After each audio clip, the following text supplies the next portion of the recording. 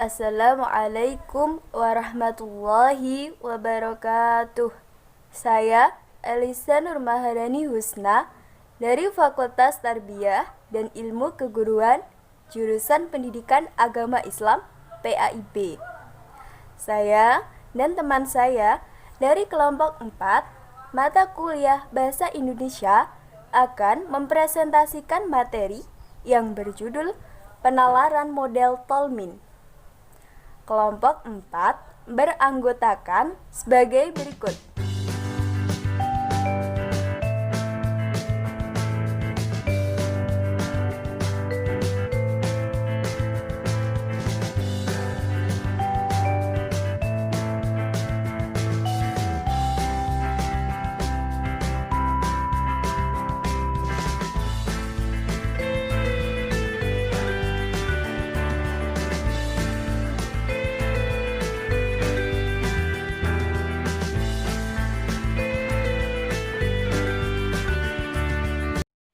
Perkenalkan, nama saya Cahya Nur Aini, NIM 201200035.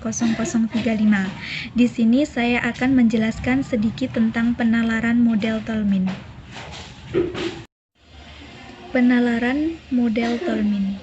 Jadi, bahasa merupakan realitas atau perwujudan dari proses berpikir seseorang. Sedangkan kemampuan untuk mengungkapkan dari hasil proses berpikir dengan menggunakan bahasa yang jelas, baik itu dalam bahasa tulis atau bahasa lisan, merupakan suatu kemampuan yang sangat penting. Oleh karena itu, seseorang harus dapat berpikir logis dan mampu mengungkapkan proses berpikirnya dengan bahasa tulis yang jelas. Karena logis tidaknya cara seseorang berpikir dapat tercermin atau terlihat dari tulisannya. Pengungkapan dari hasil proses berpikir logis dapat dituangkan dalam tulisan-tulisan yang bersifat argumentatif. Sedangkan kualitas argumen sendiri tergantung dari kualitas pernyataan yang telah dibuktikan kebenarannya, serta bukti-bukti yang digunakan sebagai pendukung pernyataan itu sendiri. Pernyataan-pernyataan yang menggunakan pola berpikir logis dapat dilakukan dengan menggunakan pola model Tolmin. Pola model Tolmin ada 6. Yang pertama yaitu adalah claim. Claim adalah kesimpulan atau conclusion. Yang kedua adalah ground. Ground adalah bukti. Yang ketiga yaitu adalah warn. Warn adalah proses-proses umum keabsahan suatu data. Yang keempat adalah backing. Backing adalah pendukung dari warn itu sendiri. Yang kelima adalah modal qualifier. Modal qualifier adalah penanda kepastian suatu kesimpulan, dan yang terakhir atau yang keenam adalah rebuttal. Rebuttal itu adalah elemen sanggahan yang fungsinya di sini adalah untuk menguatkan atau melemahkan dari sebuah klaim itu sendiri. Yang pembahasan selanjutnya adalah konsep dasar logika model Tolmin. Menurut Galden mengemukakan bahwa terdapat 6 elemen dalam mengemukakan argumen secara eksplisit. Seperti yang telah saya sebutkan sebelumnya, 6 elemen tersebut adalah claim, ground, warning, backing, modal qualifier, dan rebuttal. Menurut pendapat Galden, 3 elemen yang pertama yaitu adalah claim, ground, dan warn merupakan elemen utama dalam membentuk suatu argumen. Sedangkan 3 elemen yang kedua yaitu adalah backing, modal qualifier, dan rebuttal merupakan suatu elemen pendukung.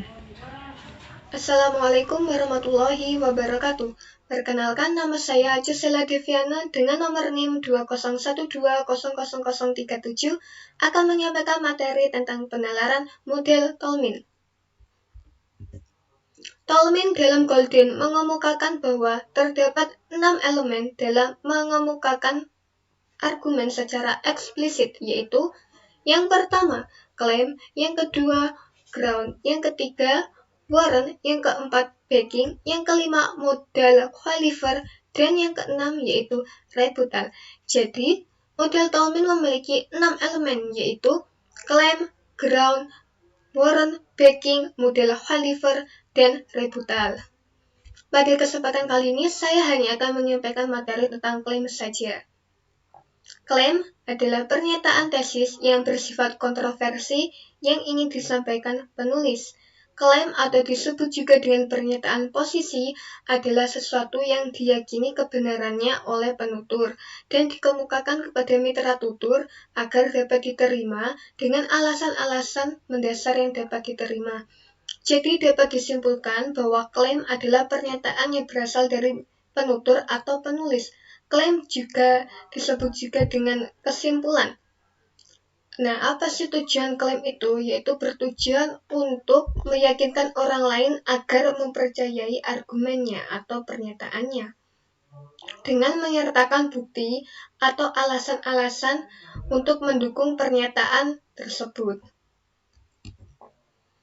Indikator konklusi yang dimiliki oleh klaim antara lain yaitu dengan demikian dapat disimpulkan pada umumnya oleh karena itu, sebab itu, jadi maka dari itu dapat dibuktikan bahwa ini merupakan yang saya tulis ini hanya sebagian dari indikator konklusi klaim. Masih ada banyak lagi indikatornya. Lanjut ke contoh klaim. Dalam kenyataannya, pengajaran sastra di Indonesia selama ini lebih diarahkan pada aspek sejarah dan teori sastra.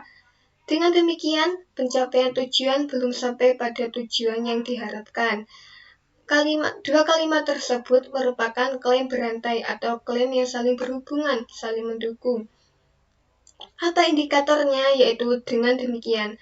Lanjut ke contoh klaim kedua, yaitu kemampuan berpikir kritis mahasiswa S1 dapat ditingkatkan antara lain dengan memberikan latihan secara intensif dalam menyusun argumen. Sekian yang dapat saya sampaikan tentang materi klaim. Nama Dewi Kurniawati, NIM 2012000048. Saya akan menjelaskan tentang ground atau alasan. Nah, ground juga disebut dengan istilah G yang mengacu pada materi-materi yang berupa fakta, opini, laporan-laporan secara historis, peristiwa sehari-hari, statistik, dan sebagainya yang digunakan untuk mendukung klaim atau C. Nah, kata yang mengindikasikan ground misalnya sebab, karena, alasannya adalah, buktinya, faktanya, berdasarkan data-data berikut ini, dan hal itu didukung oleh. Contoh dari elemen ground. Yang pertama, tanpa air semua makhluk hidup tidak bisa bertahan hidup. Tanpa air, tumbuhan dan hewan tidak dapat berkembang biak karena air sangat dibutuhkan untuk kehidupan mereka. Begitu juga dengan manusia. Manusia sangat membutuhkan air untuk masak, mandi, minum, mencuci, dan kebutuhan lainnya.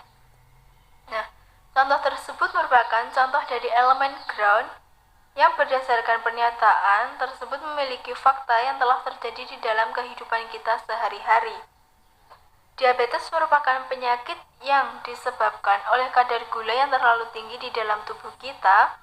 Nah, dan penyakit tersebut juga bisa disebabkan karena adanya dari faktor keturunan. Nah, contoh tersebut merupakan contoh dari elemen ground karena berdasarkan fakta yang telah terjadi di dalam kehidupan kita sehari-hari.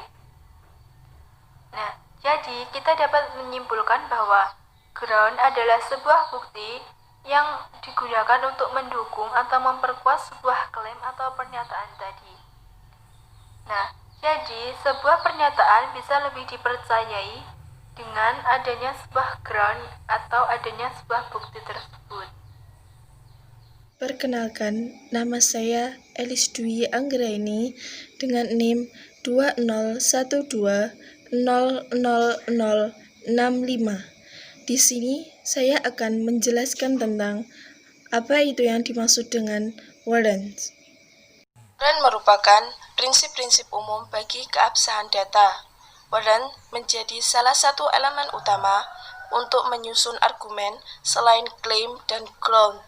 Warrant sendiri memiliki arti pembuktian, yaitu pembuktian berupa proposisi yang memungkinkan terjadinya lompatan-lompatan mental yang menghubungkan G ke C atau ground ke claim. Pernyataan berupa prinsip-prinsip umum yang melandasi keabsahan atau validitasi pernyataan atau pendirian berdasarkan hubungan antara prinsip umum dengan data yang menunjang. Banyak warga yang terkena penyakit demam berdarah. Pembenaran berupa fakta banyak warga yang terkena penyakit demam berdarah yang disebabkan oleh ulah masyarakat yang tidak menjaga kebersihan lingkungan dengan baik. Masyarakat sering membuang sampah sembarangan sehingga menimbulkan berbagai penyakit. Pembenaran yang ditampilkan pada contoh tersebut didasarkan pada data-data yang telah diungkapkan untuk mempertegas pendirian. Perkenalkan, nama saya Elisa Nurmaharani Husna dengan NIM 2012000064. Kali ini saya akan menjelaskan materi tentang backing atau biasa disebut dengan pendukung. Baik, sekarang kita akan masuk kepada elemen model Tolmin yang keempat, yaitu backing atau pendukung.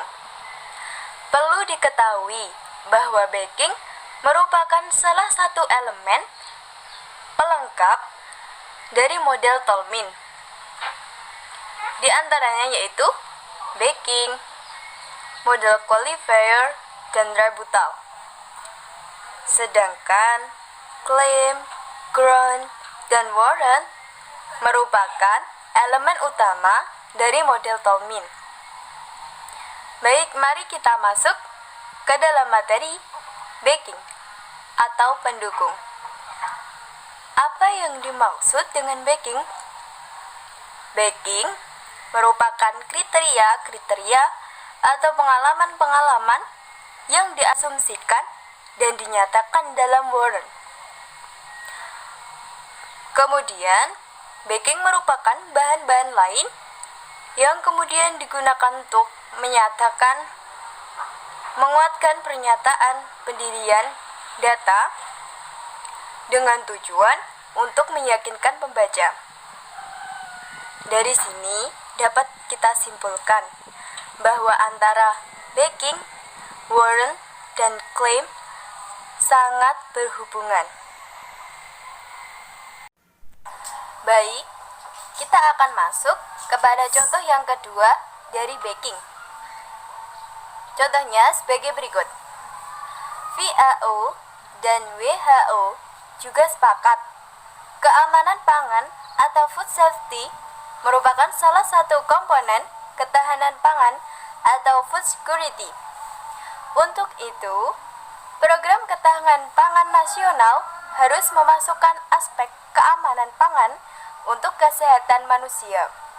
Dukungan pemerintah Republik Indonesia terhadap keamanan pangan terlihat dari perubahan Undang-Undang Pangan Nomor 7/1996 yang telah diganti menjadi Undang-Undang Nomor 18/2012 tentang pangan.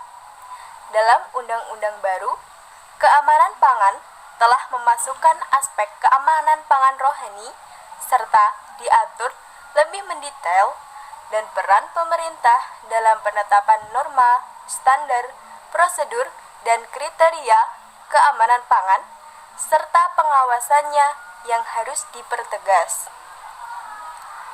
Lalu mari kita analisis dengan model Tolmin pada elemen backing tersebut.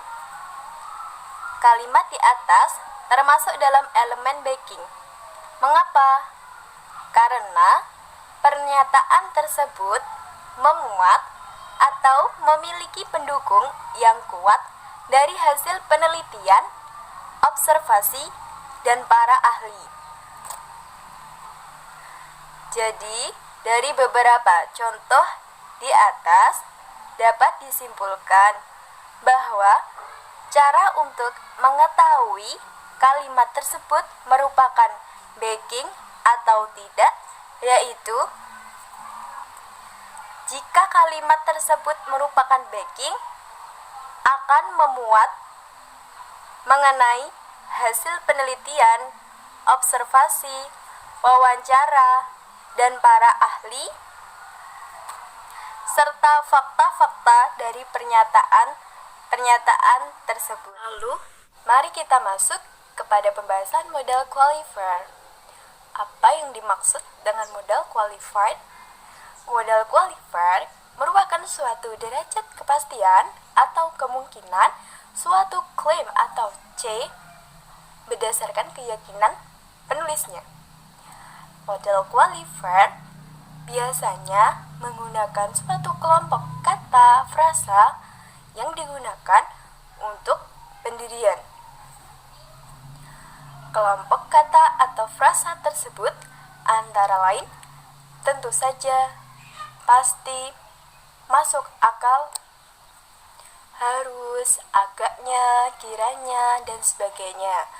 Maka dari pembahasan yang telah dipaparkan bahwa model qualifier intinya adalah merupakan suatu kata atau frasa yang menunjukkan suatu pendirian dari klaim. Baik, sekarang mari kita masuk kepada contoh dari model qualifier yang pertama, yaitu pernyataannya yaitu oleh karena itu mereka harus membersihkan semua kotoran-kotoran yang ada di lingkungan mereka agar mereka tidak terserang berbagai penyakit. Mari kita analisis menggunakan metode Tolmin. Modalitas yang berupa penandaan kepastian terlihat pada penggunaan kata harus. Modalitas berada di dalam klaim. Jadi yang telah disebutkan tadi bahwa kata atau frasa kelompok kata pada model qualifier diantaranya yaitu juga terdapat kata harus. Jadi kalimat tersebut termasuk dalam model qualifier. Nama saya Diana Wahyu Lindasari dengan NIM 201200051. Ini saya menjelaskan tentang elemen rebutal. Elemen rebutal atau penolakan merupakan kondisi-kondisi yang memungkinkan argumen tidak sahih dan terbatas cakupannya. Elemen rebutal juga disebut menyanggah sebuah argumen yang dapat merusak kebenarannya, dan hal ini diperlukan karena setiap argumen itu belum tentu kebenarannya. Dengan adanya elemen rebutal ini membuat argumen itu lebih kuat dan lebih spesifik. Pemarkah yang dapat kita gunakan dalam elemen rebutal antara lain kata jika, maka, dan sebagainya. Nah, contoh elemen rebutal yaitu kalimat namun kurangnya kesadaran masyarakat sekolah dalam masalah ini membuat masalah ini belum dapat teratasi dan harapan untuk masalah ini dapat teratasi kiranya agak sulit. Nah, dalam kalimat tersebut pengarang menyanggah dengan menggunakan kalimat elemen rebutal namun. Untuk contoh model Tolmin dalam satu paragraf dapat dilihat di PowerPoint di samping.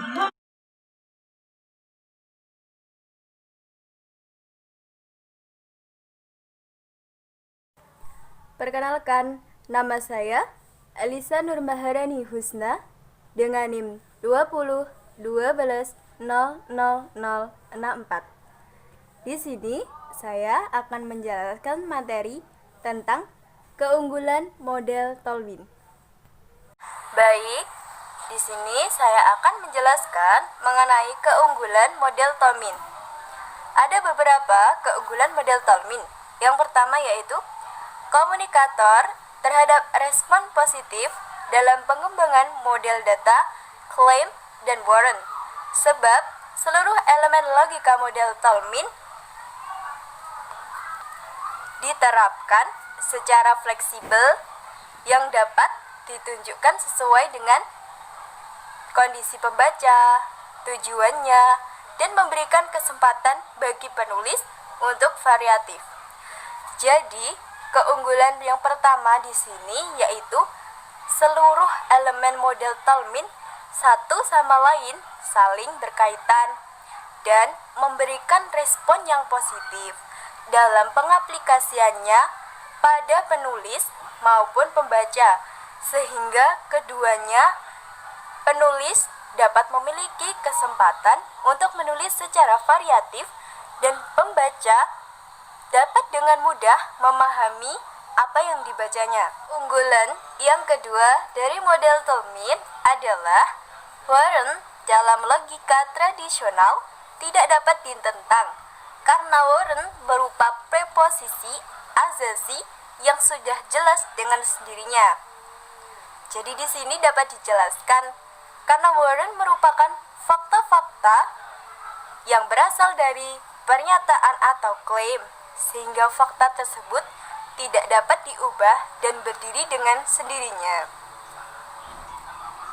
Keunggulan yang ketiga yaitu komponen backing, qualifier, dan possible rebuttal yang tidak diperhitungkan dalam logika tradisional secara khusus. Dalam logika Tolmin, masing-masing elemen tambahan berfungsi untuk memperjelas kedudukan klaim. Dapat dijelaskan pada metode logika Tolmin, meskipun terdapat pembagian antara elemen utama dan elemen pendukung, namun keenam elemen tersebut sama-sama digunakan dan sama-sama berhubungan antara satu dengan yang lainnya. Keunggulan yang keempat yaitu logika tradisional statis, sedangkan logika model Tolmin berisi konsep argumen dinamis, sebab di dalamnya terdapat peran yang khusus dan jelas yang bisa dimainkan oleh keenam elemen argumen. Nah, di sini dapat dijelaskan, memang biasanya logika tradisional itu sifatnya statis atau stagnan atau bisa disebut dengan tetap, tidak ada perubahan. Namun berbeda dengan logika model Tolmin yang dinamis, terus bergerak dan selalu membuat perubahan. Sehingga paragraf yang menggunakan penalanan model Tolmin dapat dengan jelas dimengerti bagi pembaca.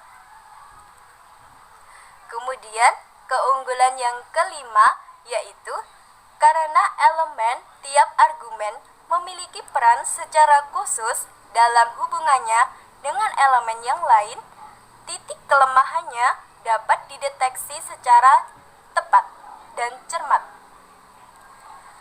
Hal ini dapat dijelaskan bahwa pembagian penalaran model elemen Tolmin, pembagian elemennya sudah tepat dengan tugasnya masing-masing dan secara jelas dapat ditentukan mana backing, mana claim, mana ground, sehingga jika ada kesalahan maka hal tersebut dapat terdeteksi secara cepat, tepat, dan cermat. Sekian presentasi dari kelompok 4. Jika terdapat kesalahan kata dalam presentasi, kami mohon maaf. Wallahu al-muwafiq ila aqwami at-thoriq. Wassalamualaikum warahmatullahi wabarakatuh.